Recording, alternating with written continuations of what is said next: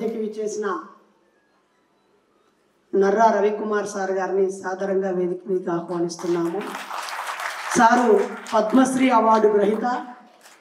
మనము ఉద్యోగం అడుక్కోవడం కాదు, ఉద్యోగాలు ఇవ్వాలని, ఉద్యోగాలు చేయడమే కాదు ఉద్యోగాలు చేపించాలని ప్లీజ్ ప్రధానమంత్రి గారిని కూడా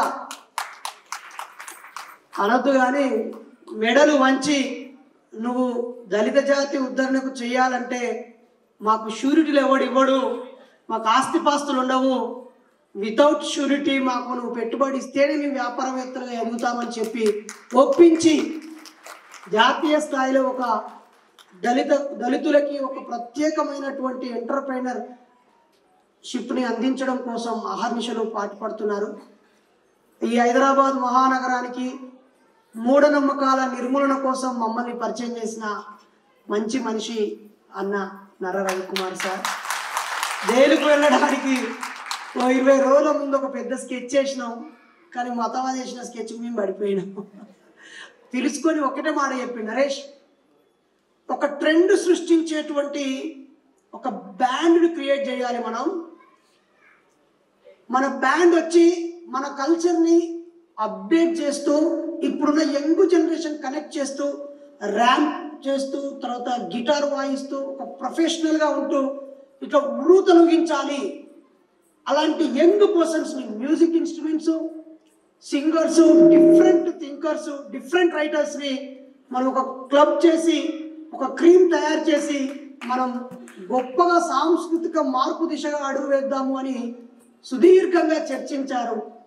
అలాగే మీరు అడిగారు నన్ను, ఇంత పెద్ద ప్రోగ్రాం పెట్టే వాళ్ళు జిల్లాలలో 50 మంది 100 మంది పెట్టవచ్చు కదా అని.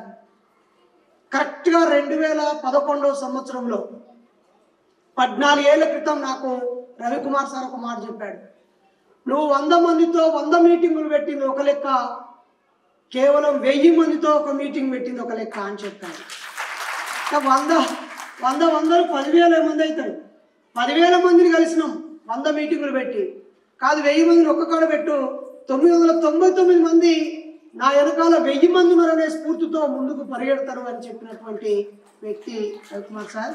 మరి ఇప్పుడు తమ్మారెడ్డి భరద్వాజ గారిని ప్రసంగించాలని కోరుతున్నాను. నాకు ఆయన పరిచయమే లేరు, అసలే పరిచయం లేరు. సిగ్నేచర్ స్టూడియోలో నేను ఇంటర్వ్యూ ఇచ్చిన, ఇట్లా పొయ్యి మీద కూర్చున్నప్పుడు ఇచ్చిన, ఇట్లా మంటలు మండుతా అంటే మొత్తం కత్తి పట్టుకొని ఎట్లా సత్తా అన్నట్టుగా ఎంతమందిని వీలైతే అంతమంది చంపి సత్తా అనుకున్నా. సప్ప వేసి పెట్టా. దాన్ని ఇప్పటికి 5-6 మిలియన్ల మంది చూసిరా. ఆ టైంలో అనుకోకుండా ఒక మాట మాట్లాడినా నేను. ఆ మాటకి నాకు సారు వెనుకకు మిసురుకాలు ఇచ్చాడు. ఇవే మనం పట్టించుకోం కదా అని తిట్టే పోనాడు. రోజుకు 200-300 ఫోన్లు వస్తాయి, అన్నకు పదస్తానే. అయితే అనుకోకుండా సార్ కనెక్ట్ అయ్యాక ఈ మాట నా మైండ్లో ఉన్నది మీ నోట్లో ఆ టీవీలో విని నేను అభినందించుదామని చేశాను అన్నారు. ఆ తర్వాత నేను సార్ పేరు గూగుల్ ఒత్తితే నంది అవార్డులు, పెద్ద పెద్ద సినిమాలు, ఆ ఫిలిం దాని చాంబరు, తర్వాత ఒక ప్రత్యేక అన్ని ఒక్కొక్కరు చెప్తున్నారు. ఒకరోజు నన్ను మా భార్యని పిల్లల్ని వాళ్ళ ఇంటికి పిలిచి టిఫిన్ పెట్టి, అక్కడక్కడ మిమ్మల్ని ప్రేమించేటోళ్ళు కూడా ఉంటారు, అందరూ ద్వేషించేటోళ్ళే కాదు, మరింత జాగ్రత్తగా ముందుకెళ్ళు నాన్న అని చెప్పాడు. అదే మా పరిచయం. ఆ మాట ఆయన్ని ఎందుకు కనెక్ట్ చేసిందో అందుకే మనం బాగా మాట్లాడాలి. కత్తి పద్మరావు సార్ చెప్తాడు, రాస్తూనే ఉండాలి, రాసినోడే చరిత్రలు ఉంటాడు. కాబట్టి ఇప్పుడు పెద్దలు తమ్మారెడ్డి భరద్వాజ గారు మాట్లాడాల్సిందిగా కోరుతున్నాను.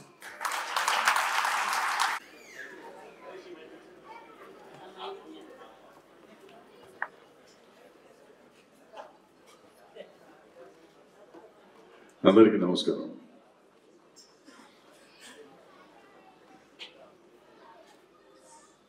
మూఢనమ్మకాలు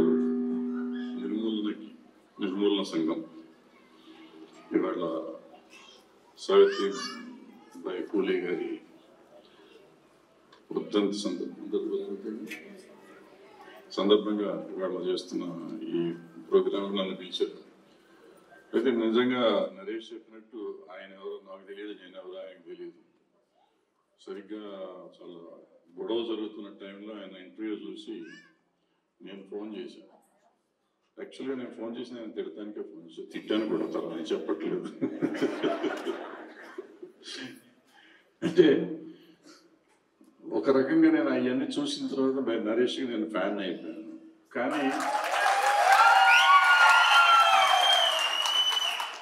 కానీ నరేష్ ఇంకొంచెం మెచ్యూర్డ్గా ఉంటే బాగుంటుంది అని నాకు అనిపించి ఆయనతో మాట్లాడాలనిపించి వెంటనే ఫోన్ చేసి చెప్పాను, నరేష్ మనం అనుకున్నవి చాలా మంచిది, నువ్వు చెప్పిన దాంట్లో ఏది తప్పు లేదు, కానీ చెప్పిన విధానం కరెక్ట్ కాదు, మనం ఎదుటి వాడిని హర్ట్ చేయకూడదు. ఇందాక సోదరుడు నరేష్ విషయం చెప్తూ నేను నరేష్ని బాధ పెట్టారు అన్నాను. నరేష్ కూడా ఎదుటి వాడిని బాధ పెడుతున్నాడు కదా, మనం ఎందుకు బాధ పెట్టాలి? మనం ఒక ఉద్యమం చేస్తున్నాం, మన ఉద్యమాన్ని దెబ్బతీస్తానికి రకరకాలుగా ఆలోచిస్తూ ఉంటారు వాళ్ళు, మన ఆత్మస్థైర్యాన్ని దెబ్బతీస్తానికి రకరకాలుగా ఆలోచిస్తారు. అలాంటప్పుడు మనం అతి జాగ్రత్తగా ఉండాలి. ఇప్పుడు సోదరుడు గంగులప్ప గారు మాట్లాడుతుంటే నాకు నిజంగా దేవుడు అంటే నమ్మకం లేదు, కానీ ఆయన మాట్లాడినాక నాకు దేవుడి మీద నమ్మకం కలిగింది. ఇవాళ నుంచి నేను పూజ చేస్తాను. దేనికి పూజ చేస్తాను అంటే ప్రకృతికి పూజ చేస్తాను.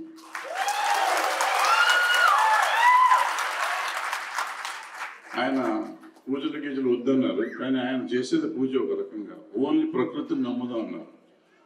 ప్రకృతిని నమ్మని వాళ్ళకే జబ్బులు వస్తున్నాయి. మీరు చూడండి, దేవుడికి పూజ చేస్తున్నారు వాళ్ళంతా, ప్రకృతిని నమ్మట్లేదు, అందుకని వాళ్ళకి జబ్బులు వస్తున్నాయి. మనకి ప్రకృతిని నమ్ముతున్నట్టు వేరు స్ట్రాంగ్.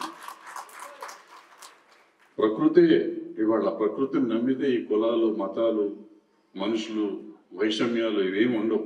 అందరం ఒకటే అనేది ప్రకృతికి, అందరం మనుషులు ఇదే కదా, ఒకటే కదా. సో ఈ ప్రకృతిని నమ్మటం అనేది చేసుకోవాలి. ఇకపోతే మన జయరాజ్ అన్న ఆవేశంగా చెప్పారు, నిజమే. కానీ మీరందరూ చూడాల్సిన విషయం ఏంటంటే, మనని ఒప్పిస్తానికో మెప్పిస్తానికో, మనకి అంబేద్కర్ గారి పేరు చెప్పినా, ఆయన విగ్రహం చూసినా రోమాలు ఎక్కబోడు ఛాతీ బయటకు వచ్చేస్తుంది. కానీ వాళ్ళు ఆ విగ్రహాలు పెట్టి మనం నోరు మూయించడానికి ట్రై చేస్తున్నారు. మీరు అర్థం చేసుకోవాల్సిన విషయం, వాళ్ళు అంబేద్కర్ని అవసరానికి వాడుతున్నారు, సమాజానికి వాడతలేదు. అంబేద్కర్ ఆశయాన్ని ఎవరు వాళ్ళు ఆచరించట్లేదు. అంబేద్కర్ బొమ్మని మనం చూపించి మనం భయపెడతానికి ట్రై చేస్తున్నారు, లేకపోతే మనం లొంగ తీసుకుంటానికి ట్రై చేస్తున్నారు. మనం అది కొంచెం జాగ్రత్తగా ఉండి ఈ ఉద్యమాన్ని ముందుకు తీసుకువెళ్తూ వైషమ్యాలు లేకుండా అందరినీ కలుపుకు వెళ్తానికి మనం ఎక్కువ ప్రయత్నం చేయాలి తప్ప మనం ఎక్కువగా సపరేట్ చేయటానికి కాదు. మొత్తం సమాజాన్ని కలుపుకోవాలి. అందరూ ఒకటే, నాకు కులాలు వద్దు మతాలు వద్దు అంటున్నాం, అలాగే అందరినీ కలుపుకుని పోవాలి. ఆ ఉద్యమం అలా చేస్తే బాగుంటుందని ఆ రోజు నరేష్కి ఆ రోజు చెప్పాను. ఇవాళ మీ అందరి ముందు కూడా అదే చెప్తాను. Thank you very much.